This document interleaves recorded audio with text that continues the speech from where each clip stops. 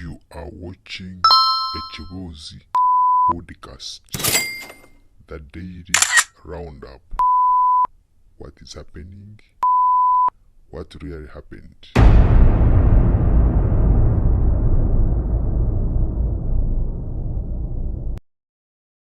Nze sijja kulimba mwenu life gyendimu. The truth is, but see if things have been working, things are working good. So I can't complain.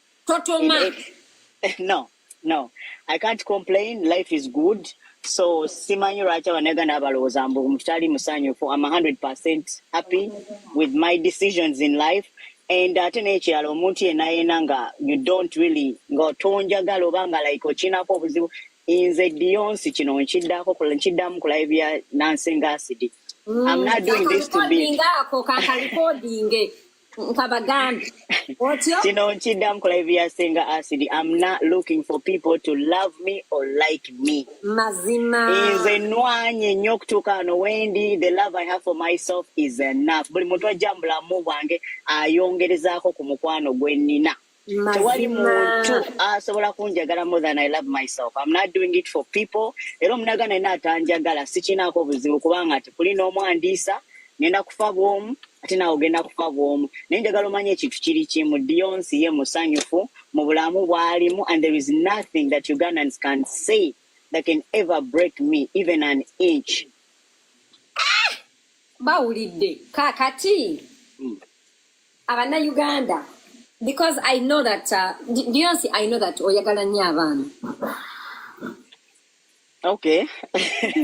Munaatuzaalirayo akaana oba ekyo kyo wagamba onooyagala ab'abalala, ab'Abaganda bo, your nieces and nephews and stuff like that.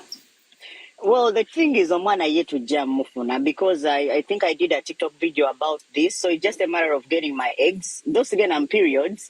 But when I actually, when banjagala ofuna omwana, mba nsobola like okubanga bakwata amagi gange ne baga transferringa mu mukazi. And then omukazi n'alyoka azaala oyo omwana. So omwana abeerako ne DNA yange. At the same time, nga naye alina DNA kubanga yaba amusitudde.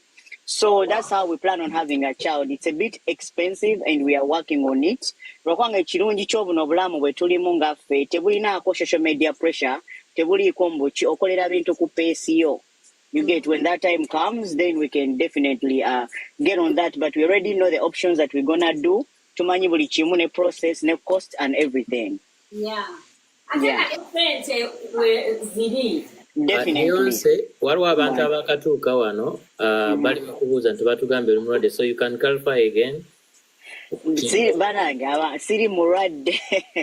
mulwadde and abantu abali mu spreading wadde infection tolina not nothing kagubere mutwe kakibeere ki. Siri mulwadde ndi very very healthy. Even byonna babalimba bagala bagazi kunkolerako views and likes. Content, yeah. Naye nga I'm not sick in any way, form or shape. Era ekifuba mukiraba nothing. Bagambye era DEYONCE wafunze nga sirabawo wadde ka plaster. There's nothing. There's nothing. Scars, I have a scar. There's nothing. DEYONCE, me as me, I have a very ignorant question. I just made a $27 ebook in 2 minutes using AI. Watch how I did it so you can do it too. Here I am in Designer, and the first thing you'll notice is this clean, user-friendly interface. Now watch closely. I'm clicking Create New Project and selecting Word Genie. This is where the magic happens. All I need to do is type in a topic. Let's go with social media marketing tips for small businesses. Hit enter and boom, in seconds, Designer has crafted a complete ebook outline. But we're not stopping there. Look at this, fully fleshed out chapters and subheadings. If you want to tweak anything, just click and edit. It's that simple. Now watch this. I'm clicking this button here, and just like that, we have a complete ebook. But Designer isn't just about speed, it's about quality and customization too. Let's choose a template. There are hundreds to pick from, all professionally designed. I like this one for our marketing ebook. See how Designer instantly formats our content? Headers, body, text, even placeholder images, all perfectly laid out. Want to change something? No problem. Swap out images with a click, adjust layouts on the fly, even add your own branding. When you're happy with your ebook, just hit publish. PDF, flipbook, even Kindle format. Designer does it all. And there you have it, a professional, engaging ebook created from scratch in 2 minutes. Now I can sell this, use it as a lead magnet, whatever I want, thanks to Designer. With over 350,000 customers in 70 plus countries and countless 5-star reviews, Designer is trusted by customers worldwide. So what are you waiting for? Click this ad now to start your free trial today.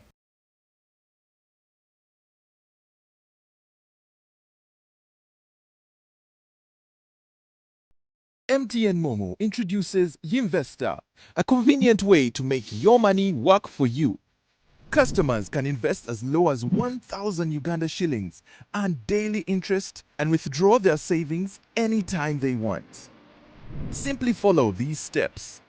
Dial *165#, select option 7, Invest and Insure, select option 1, Invest with Momo, then select option 1, Yinvestor. Finally, enter your PIN to unlock the power of Yinvestor. MTN. Together, we're unstoppable.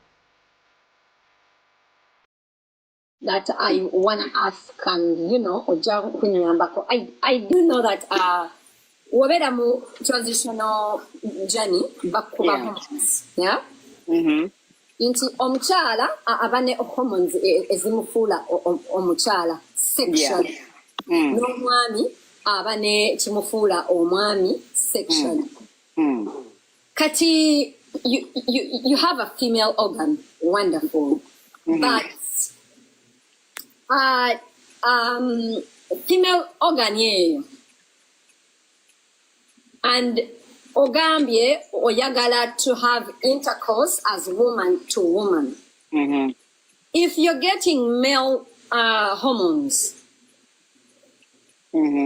how do you get turned on as a woman when all you have are male hormones? That's why I said I am asking an ignorant question, and that is me.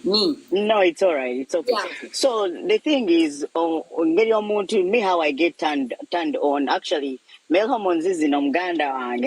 Zina, it's on. Yeah. I never really understood why men were always horny 24/7 until I actually got on male hormones. I'm like, what the fuck? Muima. Like literally, like almost every single second of that day. You get it? So you feel it now. You get what I'm trying to say? And because I don't know how I can say it, but because my brain is programmed to have the female to female intercourse, I just really ndowoza kwecho. You get it? That's how it is. So, but honestly, actually, when it comes to the part of getting horny, you can be horny like literally, I don't even know. Like you wake up horny, you sleep horny, you dream horny, left, right, center. That sex drive is like high, Yeah. Walai ako. I've always had like that blonde like questioning. I'm like, how does this even work? But honestly, me as me, I am honored munange nti oze not what that insight, because not many people, understand into your transitioning. Kati yonga tuvuddeyo. Bagamba mbu anyway, eyo answer wajituzeemu. Beyonce abantu bagamba mbu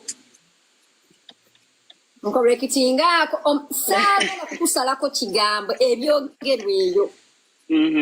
Bagamba mbu oluusi imbwa abaami mbu banyumyako naawe inawe era mbu ne muttayo omukago. Is it true or not?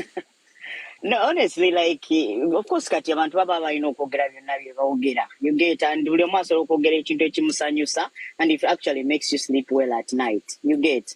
But you gonna sosa abamatiza kintu kyonna mu nsi eno. Okitegeera. You can't also abamatiza. But one thing I know about Ugandans, wherever balina ekintu basobola okuleeta evidence or anything like that.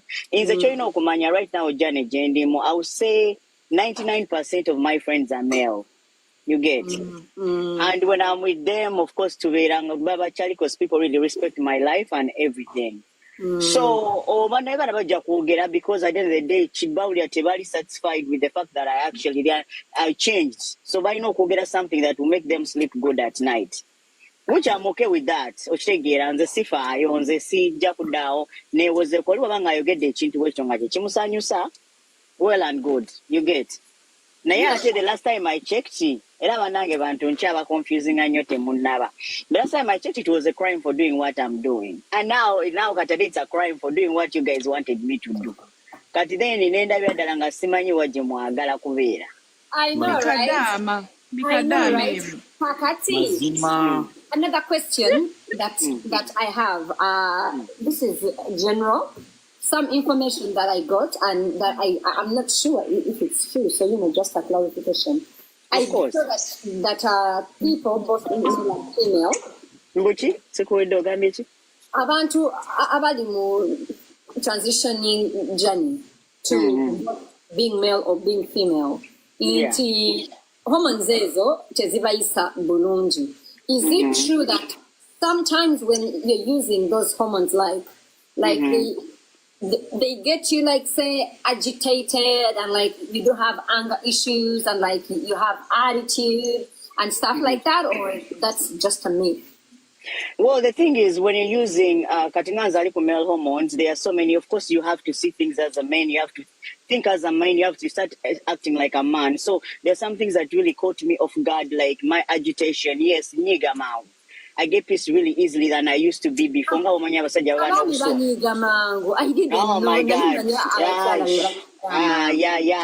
The thing is, you just keep quiet.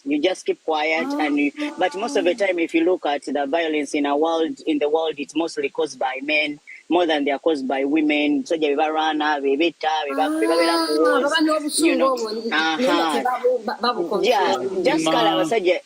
just keep quiet around women because actually when they're interested, like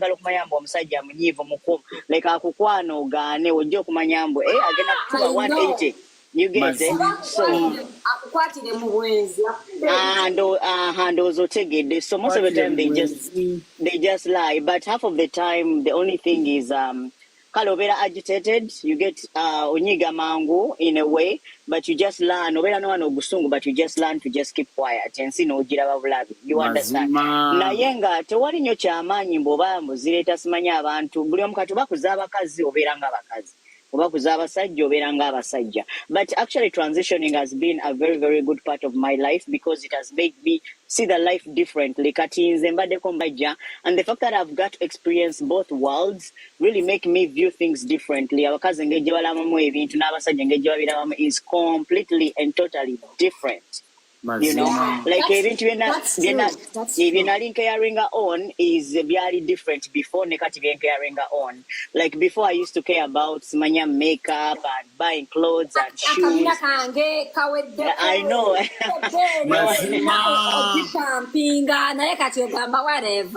Right now, I just want to get a cent. I just want to have money. I just want to be rich. That's all. That's the thing. Money hormones mazima. Abakazi worrying about are totally different from what men worry about, and actually that was a very tough thing for me because nalingamba inyi buno bulambo ekisajja ng'ebinsanyusa bitono ng'ate before nalina ebinsanyusa bingi nga nizogenda mu molo nensanyuka nengenda nenkola enjala nenkola ki, but right now kasoba ne sente mu nsawo lyeriba essanyu lyo. I know. That's right? Kati ingeri gye wakyuka n'okyusa hormones temanyi nti kiba kitambula mpola tekikyukirawo. Kati toyinayo side effect gye wafunamu oba anything kyogamba nti kino kyo kikyagaanye oba n'ofunamu obuzibu. At first also kind of like gender dysphoria because transitioning the body from it being female to like a male body really takes time. Also kind of gender dysphoria no skan ogazuwa wane bibega begajjuke no redo china kabine no inazi hipsi kati also kind of zimba buzimbi. You get so then over time then umbiringa gutwala time yago tuketera face nesoka negeja because abasajja balina face nene okusinga abakazi. Dino first nesoka negejjaawo nosoka nogaba bannange ate kino kikyentuuseeko. You get? But then over time, ogenda okurealizing ng'ebintu byekola byokka nga olaba omuntu yenna ng'obadde munene ng'ogenda kogga. It's a process. You know, so neno na your process, but the more jibeeramu, the more you actually see things fall in place and you actually be happy with your journey. But kale mu byankwata of God kati ng'ebyo ebyokubeera, you know, obusungu, you know, the agitation. That was a big flag for me as a person. You get? Kubanga I used to go about my life nga sifayo. Naye kati right now, my friend, that one is a very era nze njagala ngamba abakazi ekintu kiri kimu. And when I used to be a female, I used to be like, now you're watching us stressing abanne abeesonyi we're watching muno malako emirembe. My friends, if you have a man, if you have like a person, they really buy my mind. You need to actually like, you know, give them stuff because that's the way life goes on. Kubo, you get that's why. Kajoininga abakamba kudiremu ababuuza about periods. Ladies and gentlemen, DEYONCE alimu actually you're not even in a journey anymore because already no, I'm not. Already kati wafuka trans. Omuntu nga transitioninga okuva kubeera omukyala okudda kubeera omwami. Bakujjamu hormones ezo zonna ezikufuula okubeera omukyala. For example, okugenda mu period, producing do you ovulate? No, so jam hormones. So what happens is you inject yourself with male hormones. So when you inject yourself with male hormones, they overpower the female hormones. Override. They override them. Question: you still have your uterus as a woman? Yeah, I do have it. Oh, perfect. Kati aweza no kuzala baby. No, I don't see. Like cheating life, mwana. Mazima. No. Cheating life. You wanna have your cake and eat it at the same time. What's surrogate? DEYONCE. Nsobola okuzaala ng'oyagadde, right? If I want, yeah, I can. If I want, I can. But I don't want. I'm not DEYONCE, the nature goes a child. I can be anything. I could be 2 in 1 if I wanted. DEYONCE, the nature goes. That means, I mean, if you still have your uterus as a woman, then you're having your periods, right? Yes? No. So when you put yourself on male hormones, of course, about to producing any female hormones, so you don't actually ovulate, you don't produce any eggs, so you don't actually get in periods. But remember, even without the male hormones, periods are the long time ago. Yes, yeah. Prior to that. But even though it's not because of that, it is still you don't ovulate, so you don't produce periods because stuff na maji. DEYONCE nekibuuzo kyange. I didn't know that. Ebibuuzo bibiri. Ekitegeeza abakyala bayinza okugenda ku hormones ne bastopinga periods nga baagala. Of course. Abawala mbaddemu awo. Abakola mu assistance homes oba care homes. Omwana omuwala nga teenager oba ali 19 oba 20 naye nga ali mentally down, like mentally retarded, like teyeyamba, akola abasinga babakuba empiso stopping their periods. Yeah, period can be stopped, you know. But the thing is not about male hormones, because if you're gonna use male hormones, then you're gonna chuka. So it's usually there is actually it's not even there. There are other IUDs that people can use, their injections to stop their periods, you know. So period. Ekibuuzo ekirala nti ekitegeeza kati olinamu ku bukodyo obufuna ssente kubanga abakyala balina obukodyo bungi obw'okujja ssente basajja ate neeno kati olina dabo left right and center nabagambye acheatinga life mazima his cake and eat it at the same time akabuuzo akalala DEYONCE not kabuuzo tukusaba ogambeko abaana but baby, abagala transitioning either as male or as female. Abana bagambe ko balekerawo to take the black market way. Okugenda eyeyo mu busisira bwe Boston eyo ne baba hormones olusenfu because it's affecting a lot of them. It's giving Senga them abamu cancer. bazijja ku ttimo. Are you serious? Yes. So Mazima. bagambeko you as you, because it's a big issue in the community. But this is Zirabaliwa, because if you're here in America, it's very easy because the insurance gets to cover it. You know, every single month you're gonna know for hormones. So I don't know about Monsichi, but wherever Uganda, Simanyi, because I know to be able. Akatuba bali ku Boston, they should just go to their primary care doctor, bamugambe, then bagena call a psych evaluation. You have to go through a psych evaluation for you to be able to be put on these hormones. By not making sure one of they have to make sure that it's a decision you're making when you're very aware and you're making it by yourself. So by not gonna through a psych evaluation, once you write a psych evaluation, then you ngabadda kuchi, ngabagenda hormones. What type of psych evaluation? Tosa agenda hormones. Nina n'ekibuuzo kati ekirala ekiri mmejja. Mukyala wo tanyiigira bamuyitani Aisha. Aisha tanyiigira. Nina ekibuuzo. Beyonce. Oli mwami musiraamu, yes or no? No. Tokyali musiraamu. See, the truth is, ebintu mbadde njogedde ku bino ebintu byange mbyogeddeko emirundi mingi ku TikTok yange. Me, I'm atheist. Sina dini yonna gye mbirivingamu. Awo Aisha ayiseewo kuba kati mbadde nenda gamba oli musiraamu ne Aisha No. I'm a proud atheist. Essuubi ery'okuwasa abakyala ababiri oba abana ng'obusiraamu bwe bugaate yuyo watugambye hormones zibaleetera ejjembe okufaako obu.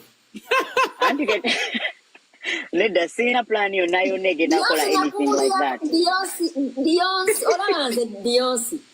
Ate abantu ababeera eyo mwandinneebaziza nnyo Beyonce nkufunako fayiro y'amaanyi.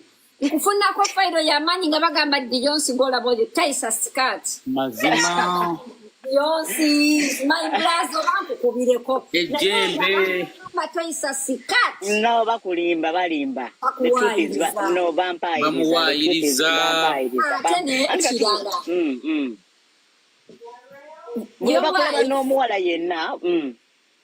Your wife looks to be a happy wife. Yeah. She looks to be a happy wife. Jangu. Dios nyina kyembuuza osobola okudda in case ng'oyagadde osobola okuddamu n'okyuka n'oddayo.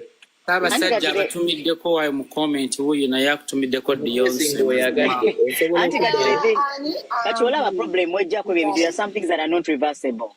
Like when it comes to like my beard, that can't be reversible. I can't reverse that. When it comes to like all my hair that I have on my chest, my stomach, my legs, that's not reversible. So, but you know, the body distribution is all could die, but at the end of the day, why? You get what I'm trying to say?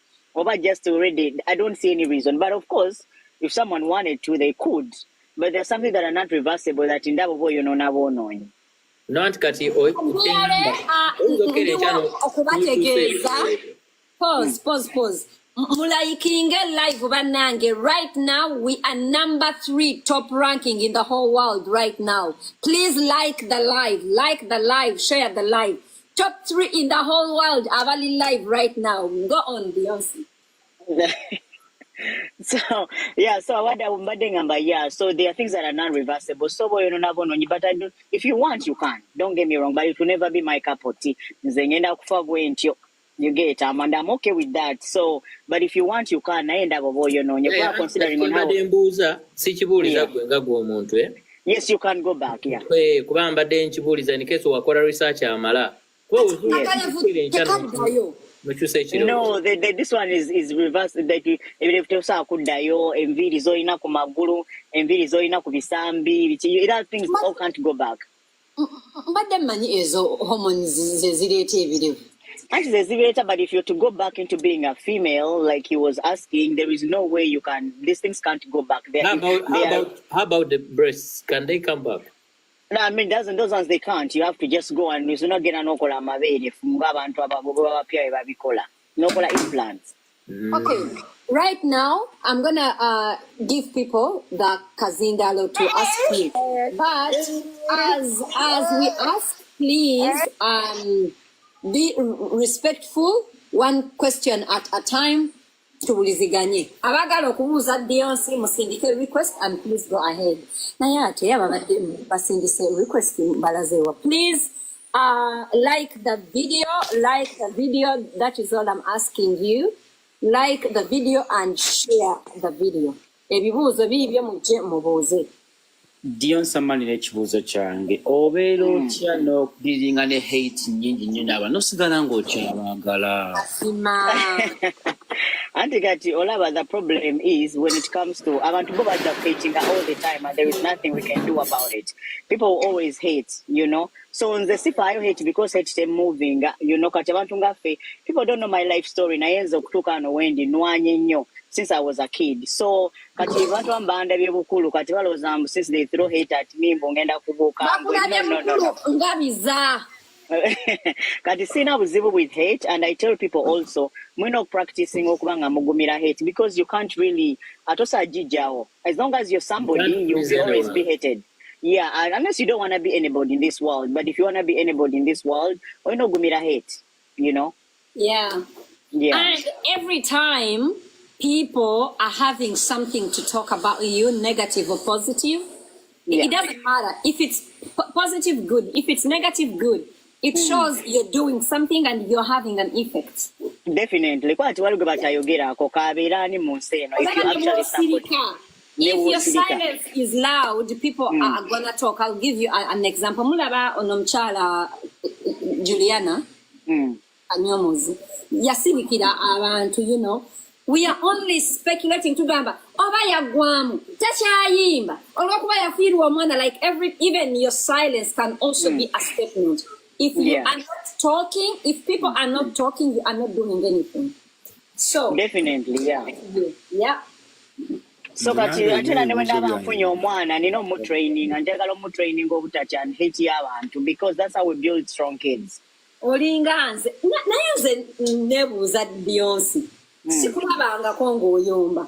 Na tosa kuzwa not even a post yet. A lot of backlash has been out there about you. Sikulabanga kongo oyomba okikola otya nze nnyomba nemba. And this is one thing about me. Honestly, I don't know, but I kind of see myself up here. So, like, if someone were down, for some reason, it's hard for me to actually go down to your level. So I just choose to ignore and I just go about my life. And it actually given me a lot of peace. Yeah. Kande kemunange abalala nabo babuze bajagamba ate otugambye tubuza wabuza but tap the live and like it guys. Prince you are byobadde okyayogera byobadde kati Prince wama documents zo zaali mu female kakati wazikyusa n'oziza mu male oba n'ekirala wakyusa omubiri gwonna. Nze kyenjagala okumanya kiri kimu n'akasolo wakakyusa oba kakyali kali. Thank you for asking. Documents zange already nakolachi nazikyusa. Nazo already ziri mu mail as I speak right now. You get. Topic 80, the other issue Job is that I've said this already numerous times that there is a difference from gender identity and sexual orientation, and those are two different things. I identify as a man and my sexual orientation is women to women. So if you can read through the gaps, you can definitely understand where I stand. No. Beyonce, explanation yo olinganga anyonyola omuntu already amanyi what happens in the community. Yes, exactly. Okay. Munyonyolemu inti ndi mukazi I feel like male but I enjoy female to female sex. So all in all, King Beyonce badiare ebitundu bye ebyekyama tebabikwatangako bikyali intact. Yeah. Because so like I said, it's a gender identity and so gender identity and sexual orientation are two different things, and I wanted to navigate into this world looking and representing as a man. As simple as that. It's all my outer part. Like I just wanted to look like a man and think like a man. As simple as that. Okay. Question. It's a bit personal, but You don't have to answer it. Already, what you already over there like throwing on light, but do you wear straps? Yeah, I do. Pretty ask. Come here.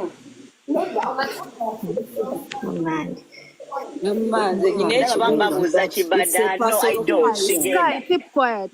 Mom, wama pretty ask. Badde mbuuza kati osobola kuzaala ng'omukyala ebitundu byo by'ekyama private party ebikola oba wakyusa n'ebiranga ya musajja Kitubaddeko. Enkyakeerako diyale kyebava okwogera ky'obuuza. Wama test. Wama Sky ask. Eyo nina kyembuuza. Wama strap eyo. Is it you or how your partner prefers it? I mean, I just feel like as a person, the way I represent, I would really want to actually be in an act like that. Watch the year. Okay. Got you. Tessie ask. Olwaleero byonna bye mubeera mubuuza nga muzeeyo bye mutamanyi yuuyo mubuuzi. Nze mbadde ngamba. Yokongolizo olinga omunyo osirika. Wamaze mbadde mbuuza kati akabina konna ke walina tosobola kungabirako. Kagenda kubanga kagenda kashirinkinga kubanga olwa male hormones ate abakazi tebabiri abasajja tebaba na kabina, so when you start being on male hormones ofuna fat redistribution, so if you byonna byewalina wansi n'ebidde eno waggulu. Sky, you ask. Sky Joe, ask please. Dionce, me as a person, I'm a lazy. So, if like bwemba njagala to get only kirevu wanowoka, but I don't want to change my hormones, is it possible? I don't think that's you. It's very possible, unless ngofunye beard transplant. Mine is a beard transplant, right? Yeah. Yeah. So if you go get a beard transplant in Turkey, then you can get the beard without getting on hormones.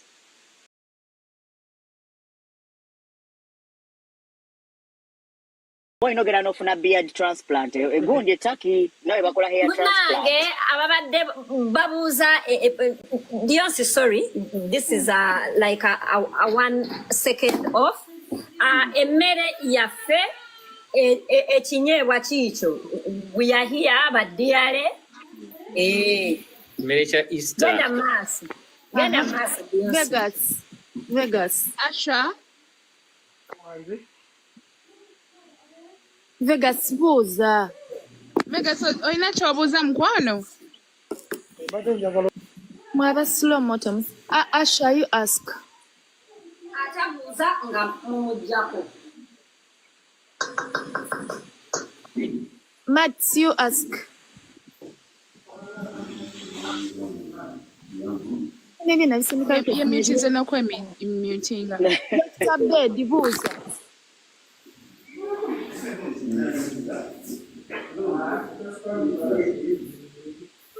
Ali mbireka. Chef buuza. Hi, Dionce. Hi, how are you? I'm good, thank you. I just wanted to ask a quick one. If you're to date a female, do they also have to be lesbian, or you can date a straight girl? I mean, for me, mostly it's about someone understanding who I am and what I have to offer.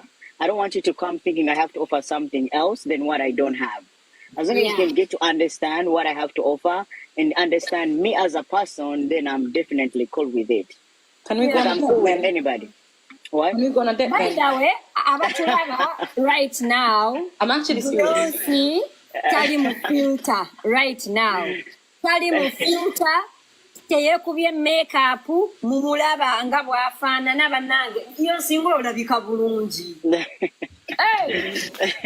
Senga, do you two now wonder in person and you are like I look different than I look on social media? Yeah. Tugende maaso. Mami P. Mami purely on mute. Happy love. Say something. Nze kyembadde mbuuza kati luli eri yalina empapula ze nga mukyala right now yakola atya papers ze someone asked and she answered.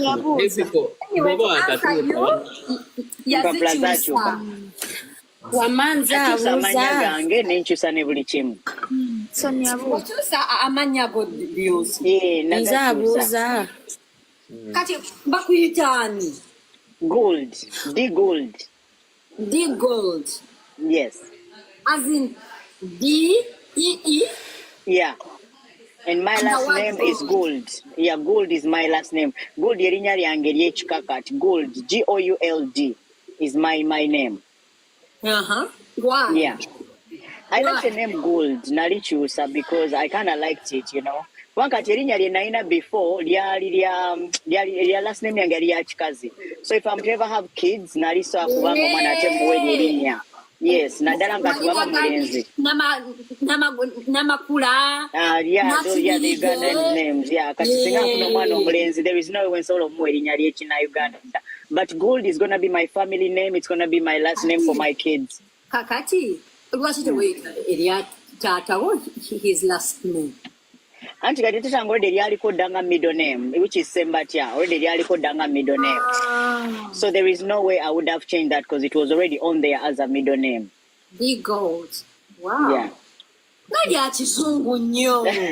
Osuubirayo okuzaala abaana abakyotala? No, by the way, no, the truth is, if we are to ever get we are gonna go to a spam bank, and obviously tunafuna ya mufirika, no offense, again akoya ya either muzungu oba muspana. Yeah. Nedda omanyi gwoba ofuna genda ofune omwana nga muwarabu omanyi lwaki either omuwarabu oba omujewish balina omusaayi omugagga abasipana abagezi naye balinga naye anti olwedde omwana agenda kujja olwedde mu ssente ajja kujja mu ssente mwongereko omwana olwedde agenda kujja mu ssente twagala funa spam donor abali mu komenti abagamba mpasa anoonya musajja nga bangi Aisha akirowoozaako kyekyo Aisha nkwagala nnyo tonyigira nkwagala nnyo genda maaso Beyonce. Yeah, so nze nzaabuuza nga bwe wasalawo kubanga oyagala kubeera nga bw'oli obwo obulamu bw'oyagala kuwangalira mu paka bw'olifa oba onyumirwa bunyumirwa osuubira kudda kuba omukazi nga bwe wali? Never. Oli ne wangamba essaawa eno Dionce dda mu bukazi mugamba nzita. Sikina buzibu. Tebulina buzibu. Just that I couldn't relate. I couldn't. I couldn't relate. So sibulina nko buzibu, but this is how I'm going to die. Right now, never. I'll die happy. Because achieving is my biggest dream. Since I was like a kid in Ankula, I wanted to be like this. So honestly, Stina Mubuzibu, if right now I die, because I've achieved my biggest dream. Now, Beyonce, me, I have a question. You as a female, I followed you, I saw you everything. I never saw you as a tomboy. So how can you say Mbuno as a kid? Auntie Kati, that was all here. It was mental. Though my physical was different, it was mentally. You get? Kati, that's the difference. Though my body was saying otherwise. So I had to actually match my body with my brain. Because my brain, actually me when I was dating those females, when I nalimba gamba, before I transition and I'm like, hey, munango laba nchambala ngomwala naye.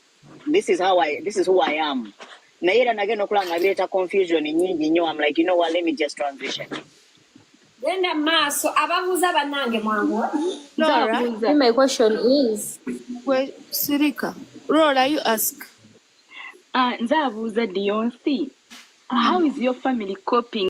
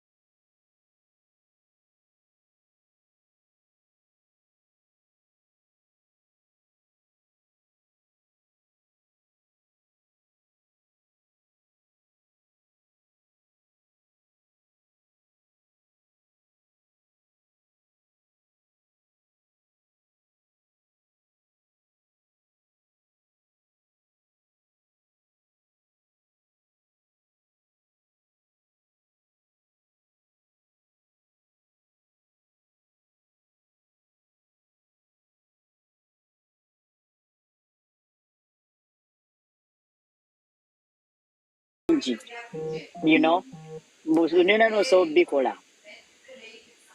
Magenyi buuza. You are watching Ekibuuzi podcast, the daily roundup. What is happening? What really happened?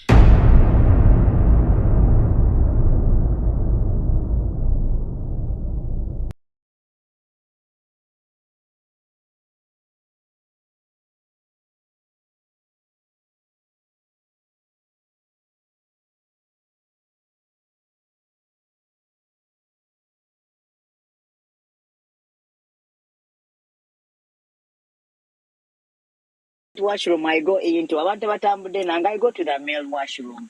Like clearly if you see me in the female washroom, like literally you freak out, you be over to man, you be like, what the hell?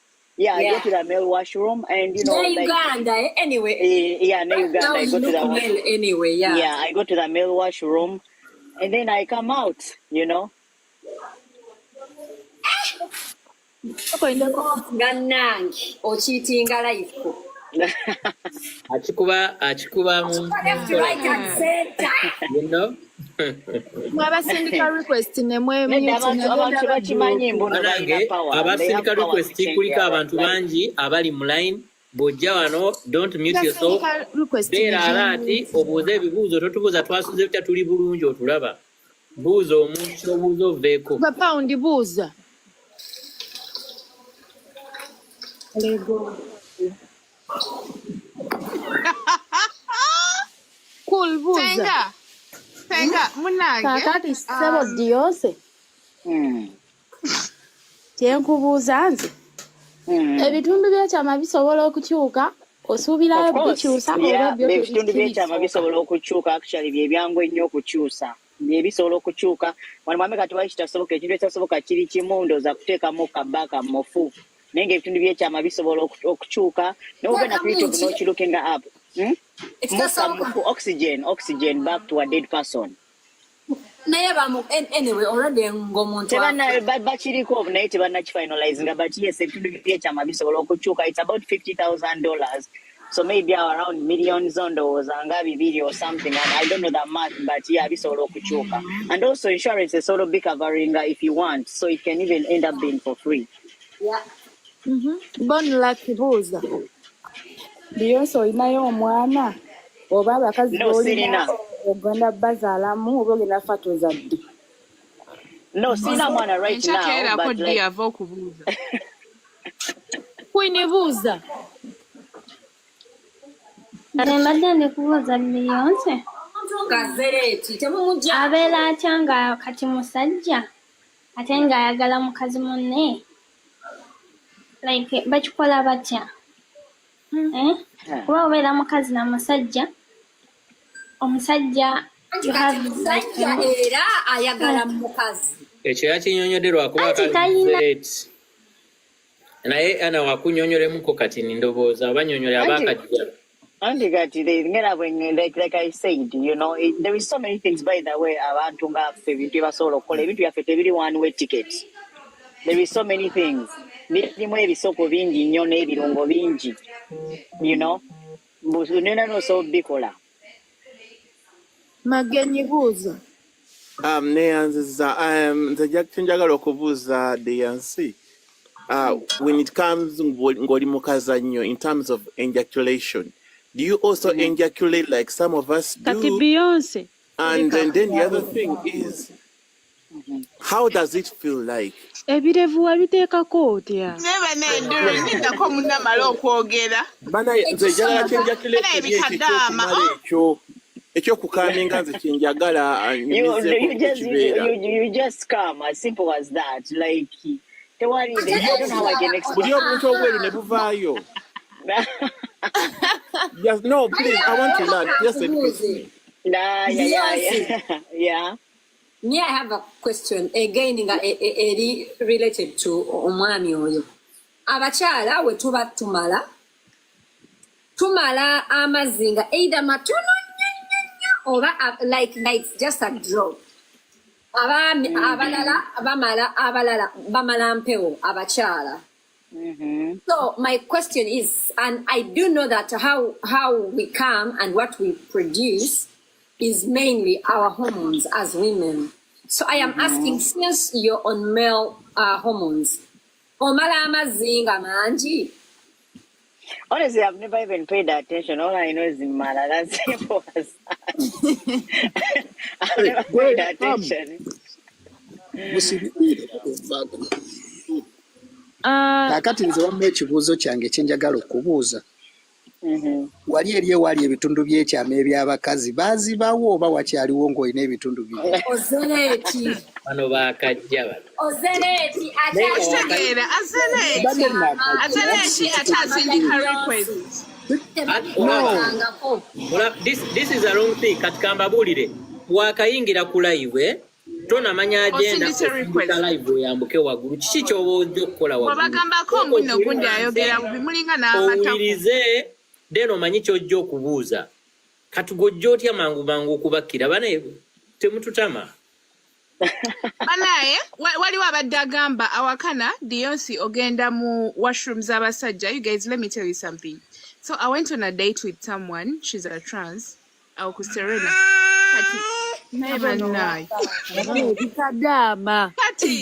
Kati nengenda mu washroom namperekerako ne bamugaana okuyingira.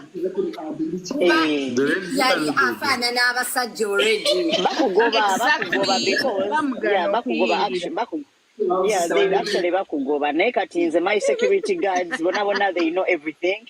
So nze bathroom zonna nyingira, you get it. No one in America balesa agenda mu bathrooms z'abakazi because I actually feel weird, you know, because I feel like oli busibule mumbu amanyi obulamu bwange kati nga mwe mubumanyi.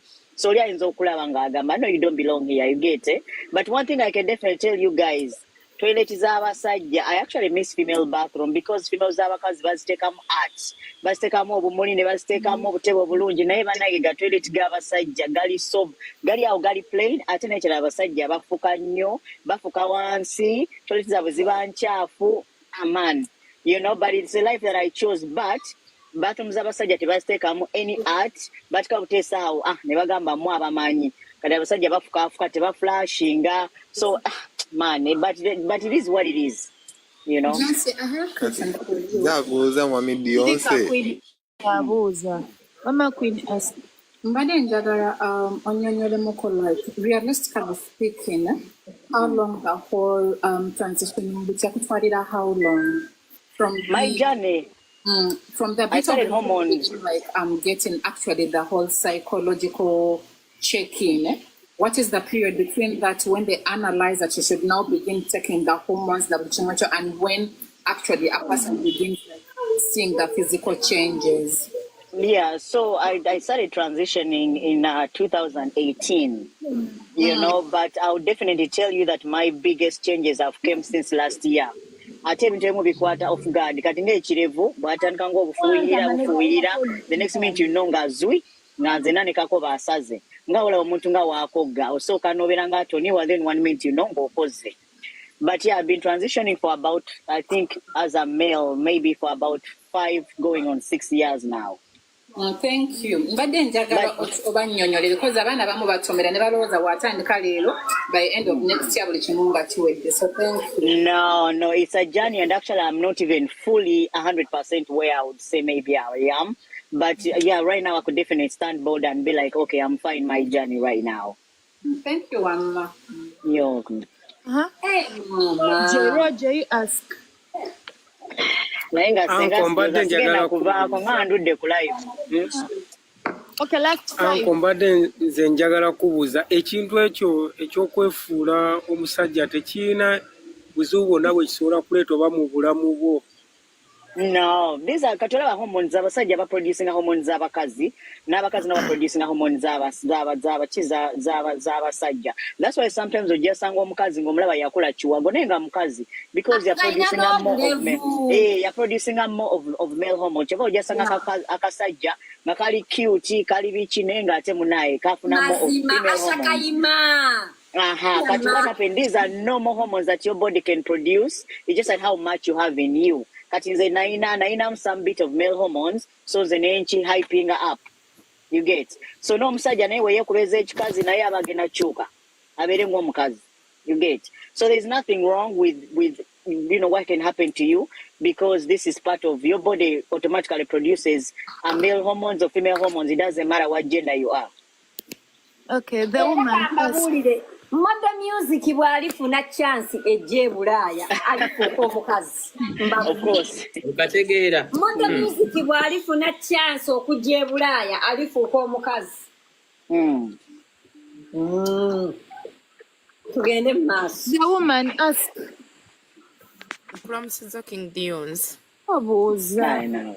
I'm very happy that you chose your life. Like bantu batini nnyo mu Uganda abakeera ku makya na choosing a living a life yenga bwajagala, because they live in a system. Tulina okulya breakfast makya tulye lunch manyo no mwala yisa bwati simanya gundi takola bwati, you get. So I'm so happy that you chose your life and you're living your life, and I'm so happy that it has not affected you psychologically. Kubanga, people they torture people, abantu bali violent, abantu they talk too much, like, people can force you into depression, abantu, I'm so happy. I'm so good. Very strong when you. Yeah, you have to be very strong. And one thing I tell people, like, you don't have to follow my journey, but I want you to take one thing out of it, is courage. Courage. You can be anything you want in this world. You can be. You just have to have the courage. You don't have to follow my journey, but just take a lesson out of it. That just why I solo kuchuka na vero munavo mkazi na fuko msaja. That is not solo kuchuka nembera chino. Solo kubera chino koko. Mubulamu bwenseno abantu abatuwa how we should live. They never even add 0.1%. For example. Obeera ngabagamba olina kubeera omukyala, olina okuzaala abaana, naye nga abantu abakugamba okuzaala abaana tebagenda kuzina kufuna lubuto, tebagenda kubeerayo ng'osindika omwana wadde okulabirira omwana. So obulamu bwo, you have to know what you want in your life and live exactly that, because as simple as that. You are not going to live as how people want, but as how you want. Yeah, and people forget that you only have one life here. And once you get out of this life, you're not going to have a second chance. You're not going to have a do-over. So most of the time, we're satisfied. As long as you know you're satisfied with what you are and where you are in life, that's what matters. It doesn't matter, because at the end of the day, but they don't really have to deal with what you have to deal with when your door is closed. Social media, so if I take your information, at the end of the day, are going to getting affected. So I have to make sure I like my decisions, and I'm very happy with my decisions. Malonji,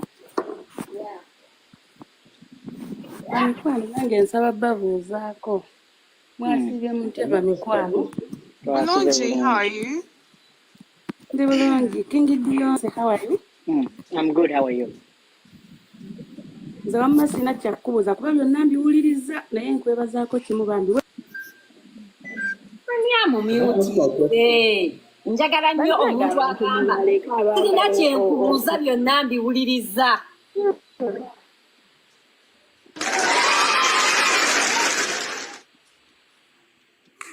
naye nga Shira Price ndi munyiivu nnyo gyali okuspreadinga information eyo enkyamu n'ayagala okulwaza jjajja wange pressure. Ekyo simanyi bandi musonyiwa doing something like that. Nate simulinaako buzibu in general. That's what's really killing me. Gwandibadde ompandikira, you would have reached out to me, Naffe tetumwagala era mukwano olutalo lwo naye tulusuubudde.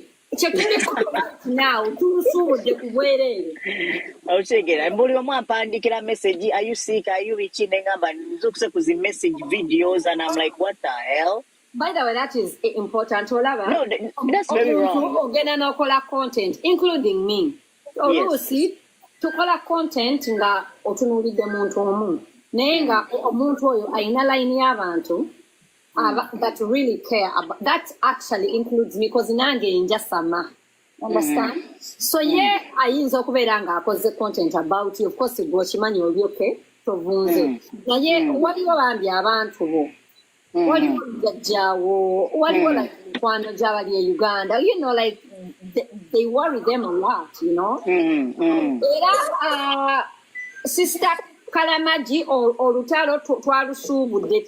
Kale wandibadde ogamba Diyonsi mulwadde munokomaawo naye ogamba mbu yavunze simanyi olw'amabeere. You just actually olinganga ayagala okuputting down my journey, which is something I'm very proud of. Diyonsi namugamba Diyonsi lwaki osazeeko amabeere gange. Angamba ng'ani kati bwe nandigasigaza ne gamuyamba ki? Lwaki tagamba emmandwa ze ez'e Tanzania ne zimugabira amabeere? Like honestly kati mbu Diyonsi wamugamba ng'ongamba ng'ani like nkumanyi nnyo. Kusanga wa alinga n'ebyawongo. By the way, I've never met her. The truth is I've never met her. Please don't meet her. Tumuwana nawe on your behalf. Kalinga nga n'ebyawongo. Naye bambi video yeyo bambi buli omuntu wedda nkubira buli by the way n'olabye Senga si gy'onkubidde ne sitakwata nga nkoye abantu okunkubira. I know bambi, I know. Yeah. Naye Kalamaji okwetonda.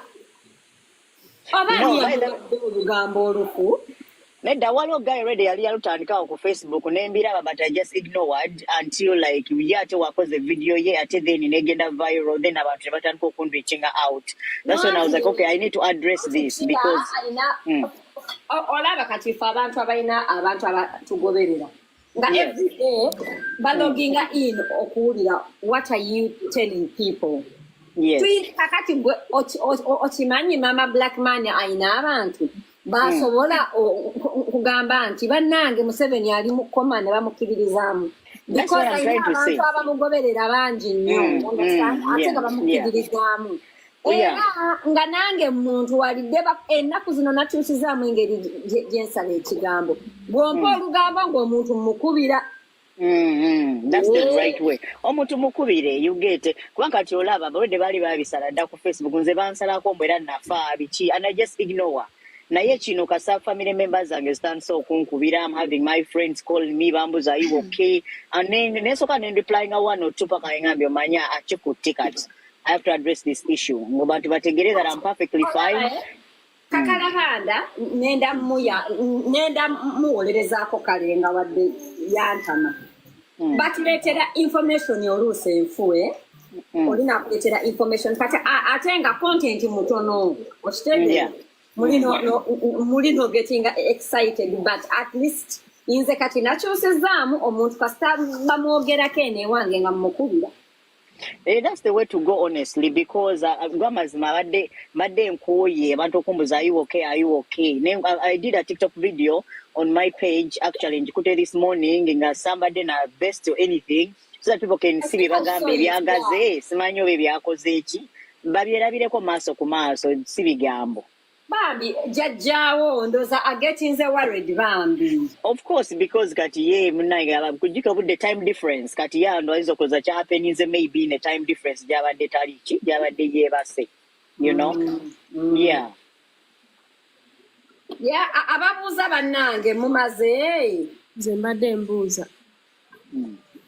Beyonce ogenda okukyusa byonna babikola naye eddoboozi baagana olituusa kubanga still okyayogera ng'abakyala. Auntie Katiolaba, the thing about the voice is like it depends on how high your voice was. So Katinaina a very, very high pitch voice. It was a very, very high pitch voice. So the voice can only go as deep.